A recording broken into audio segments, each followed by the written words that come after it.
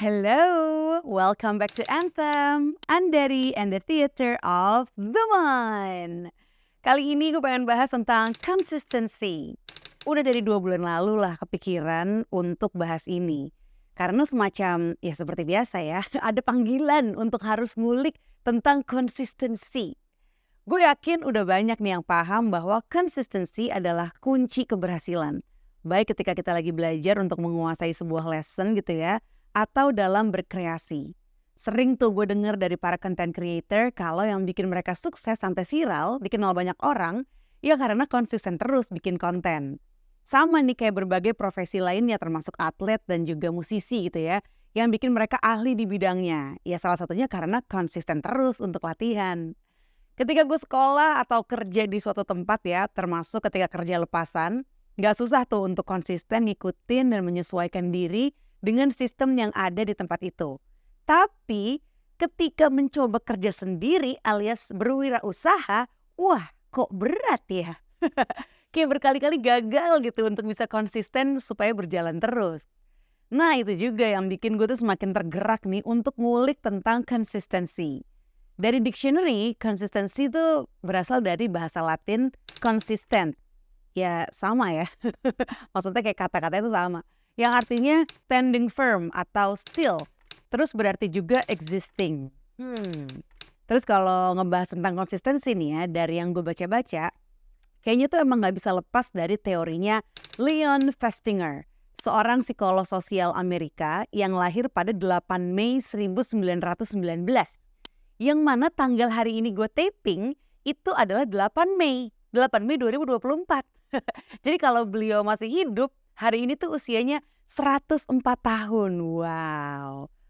Dan gue yakin ini bukan kebetulan ya. Jujur malah makin semangat nih ngebahas tentang ini gitu. Ketika menganggap ini adalah sebuah synchronicity ya kan. Ya si Leon Festinger lahir 8 Mei, gue taping 8 Mei dan yang mau dibahas ini tuh adalah satu teorinya dia yang berkaitan banget sama konsistensi. Dan kayaknya tanggal 8 Mei ini bakal gue nobatkan menjadi hari konsistensi sih versi Anthem. Bisa ya? Karena setelah gue memahami teorinya ini, gue jadi lebih mendalami lagi penyebab kenapa seseorang tuh susah untuk konsisten. Dan ini cukup menampar saya. Nama teorinya adalah cognitive dissonance. Yang mana katanya teori ini tuh masih menjadi salah satu teori sosial paling berpengaruh dalam psikologi sosial modern. Nah, info yang gue dapat nih dari Medical News Today di sebuah artikel berjudul What is Cognitive Dissonance?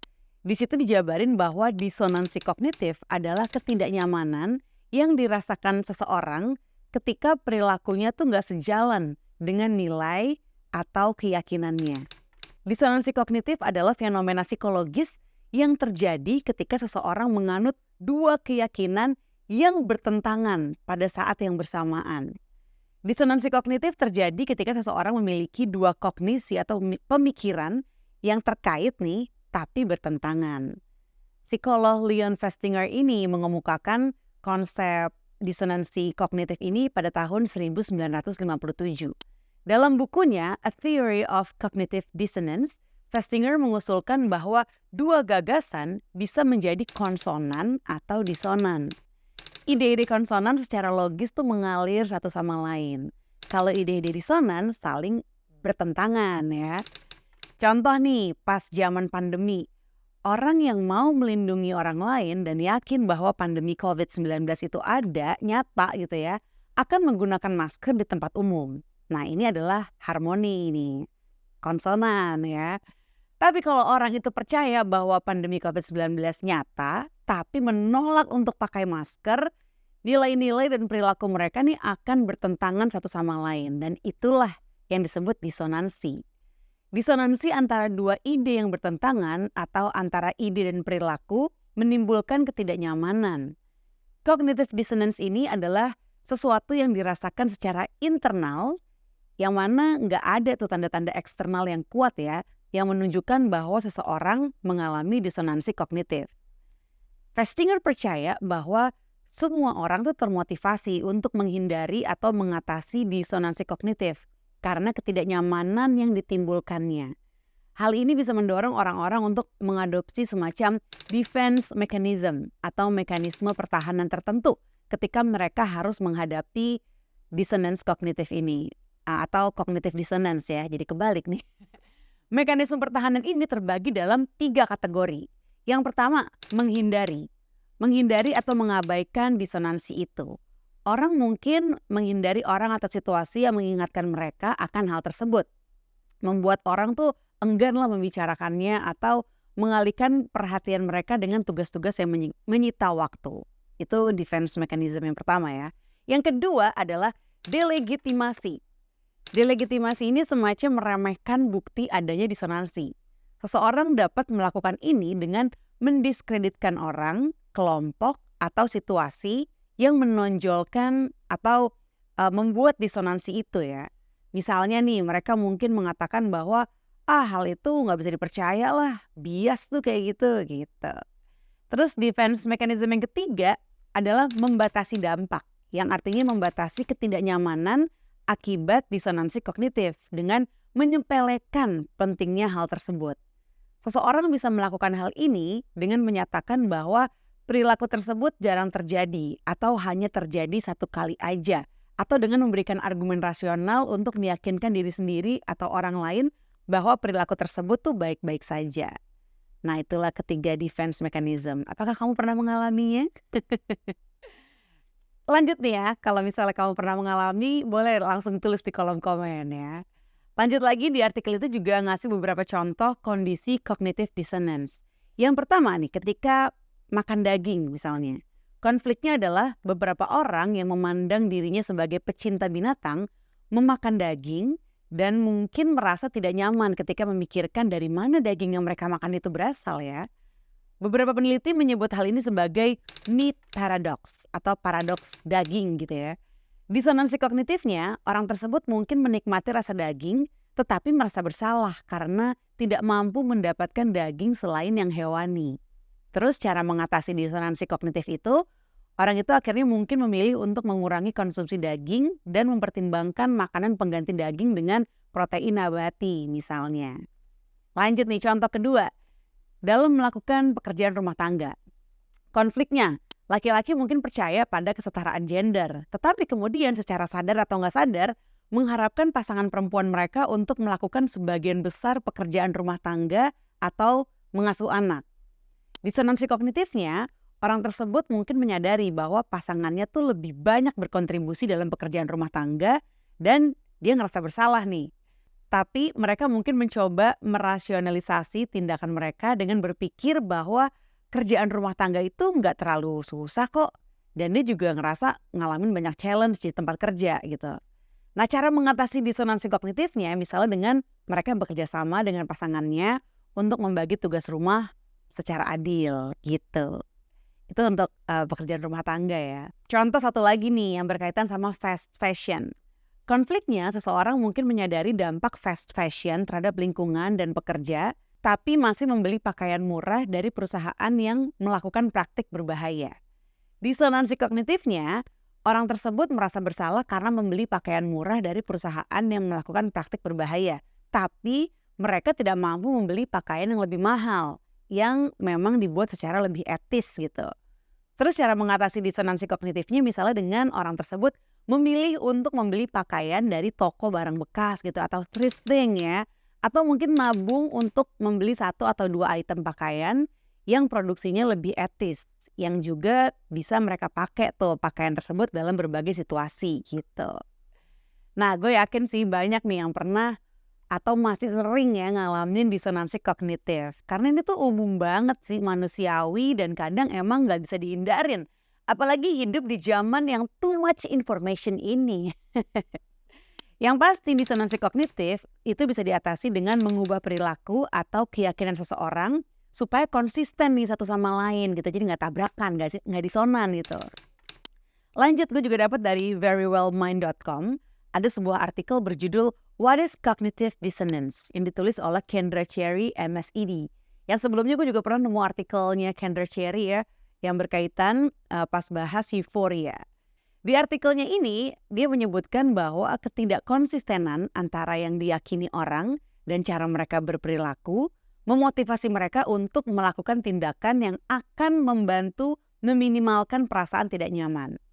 Terus dia juga sharing tanda-tanda disonansi kognitif, yaitu ini boleh sambil cek and recheck ya ke diri sendiri. Yang pertama, merasa nggak nyaman sebelum melakukan sesuatu atau mengambil keputusan. Tuh. Terus yang kedua, mencoba untuk membenarkan atau merasionalisasi keputusan yang kita buat atau tindakan yang telah kita ambil. Terus yang ketiga, merasa malu atas sesuatu yang kita lakukan dan berusaha menyembunyikan tindakan kita itu dari orang lain. Terus yang keempat, mengalami rasa bersalah atau semacam penyesalan gitu ya atas sesuatu yang telah kita lakukan di masa lalu. Terus yang kelima, melakukan sesuatu karena tekanan sosial atau rasa takut ketinggalan alias FOMO, fear of missing out. Meskipun itu bukan sesuatu yang ingin kita lakukan. Terus di artikel itu juga ngasih info nih beberapa situasi yang bisa jadi konflik yang mengarah pada disonansi kognitif. Yang pertama tuh karena kepatuhan yang dipaksa. Kadang-kadang kita mungkin terlibat dalam perilaku yang bertentangan dengan keyakinan kita sendiri ya, karena ekspektasi eksternal di tempat kerja, sekolah, atau dalam situasi sosial. Seperti melakukan sesuatu karena tekanan teman gitu, peer pressure ya, atau melakukan sesuatu di tempat kerja untuk menghindari kesalahan. Terus yang kedua, karena ada informasi baru. Terkadang mempelajari informasi baru tuh bisa menimbulkan perasaan disonansi kognitif. Misalnya kalau kita melakukan suatu perilaku yang kemudian kita sadari itu berbahaya gitu. Nah hal ini bisa menimbulkan perasaan yang gak nyaman kan tentunya. Kadang-kadang orang tuh mengatasi hal ini dengan mencari cara untuk membenarkan perilaku mereka atau menemukan cara untuk mendiskreditkan atau mengabaikan informasi baru itu. Lanjut yang ketiga, keputusan. Nah ini penyebabnya juga ketika kita ngambil keputusan sehari-hari nih. Orang itu kan bikin keputusan baik besar maupun kecil tuh setiap hari ya kan. Ketika dihadapkan pada dua pilihan yang mirip, kita tuh sering banget tuh ngerasa disonansi karena kedua pilihan tersebut misalnya sama-sama menarik gitu. Tapi begitu pilihan telah dibuat, orang akhirnya perlu tuh menemukan cara untuk mengurangi perasaan tidak nyaman tersebut dengan memberikan alasan kenapa sih yang dipilih kok yang itu gitu. Dan kayak terus cari-cari argumen atau alasan yang lebih kuat lagi ya supaya pilihan yang udah dibuat itu adalah pilihan yang terbaik sehingga bisa yakin kalau ini nih pilihan yang tepat. Intinya tuh kalau bahas konsistensi tuh emang gak bisa lepas ya dari cognitive dissonance ini. Kalau dikaitin ke keinginan untuk konsisten dalam menggapai cita-cita dan ngerasa sering kehambat nih untuk bisa konsisten, mungkin boleh banget tuh dicek and recheck. Tujuan yang mau kita capai itu udah clear belum sih? Atau masih ada disonansi nih? Disonansi keyakinan, disonansi kayak tujuan. Kayak tujuannya tuh mau ke situ gitu kan, tapi tuh kayak untuk mencapai itu tuh kayak masih banyak konflik batin sebenarnya. Nah itu tuh kadang yang bikin jadi susah konsisten. Gue juga sempet tuh ya baca di mana gitu deh gue lupa, kalau visi yang clear, visi yang jernih, yang jelas, itu sangat berpengaruh untuk kita bisa konsisten berproses ke arah yang dituju. Nah tambahan lagi nih yang gue dapat dari artikel di medium.com ya yang judulnya Cosmic Consistency yang terinspirasi dari buku Atomic Habits karya James Clear. James Clear berpendapat bahwa kebiasaan kecil adalah pondasi untuk pengembangan diri yang mendalam. Sama kayak atom yang merupakan bahan penyusun materi. Di artikel Cosmic Consistency ini juga ada sebuah pepatah yang kalau diterjemahkan tuh cahaya bintang yang stabil bisa menembus tabir kosmik. Wih, ini adalah pengingat ya bahwa tindakan yang konsisten, betapapun kecilnya, memiliki kekuatan untuk mengungkap rahasia terdalam alam semesta. Sama seperti kebiasaan yang konsisten akan memberikan hasil yang luar biasa seiring berjalannya waktu. Lanjut lagi, di situ juga diinformasikan kalau menciptakan lingkungan yang kondusif bagi kebiasaan yang mau kita pertahankan itu penting. Sama seperti orbit yang stabil pada planet. Wih, ini toh. Maksudnya kenapa ada panggilan untuk ngebahas konsistensi di pikiran gue gitu ya. Sesuatu yang kayaknya tuh gak perlu lagi dikulik lah konsistensi itu. Karena kan rasanya kayak udah jelas ya apa yang dimaksud. Ternyata ketika gue menelusuri berbagai variabel terkait konsistensi, ketemu lah tuh sama cognitive dissonance theory yang bisa dibilang tuh biang kerok ya atau penyebab utama yang menghambat konsistensi. Intinya sih kalau udah align nih ya semua yang kita percaya dan apa yang kita lakukan, gue yakin sih tujuan besar itu bisa banget diraih. Sama nih kayak bumi kita yang terus berotasi sehingga menciptakan medan magnet yang kuat sebagai sumber kehidupan seluruh makhluk hidup di dalamnya. Wayo. Jadi dalam nih ya. Segitu dulu lah ya pembahasan Anthem kali ini seputar konsistensi. Yang ternyata bisa nyambung kemana-mana juga nih ya. Sampai ke cosmic consistency. Kalau ada komen atau informasi apapun terkait konsistensi atau mungkin mau sharing pengalaman pribadi, silakan tulis di kolom komen. Atau bisa juga email ke anthemtheaterofthemind@gmail.com. Thank you all for watching and see you again on the next episode of Anthem, Andari and the Theater of the Mind.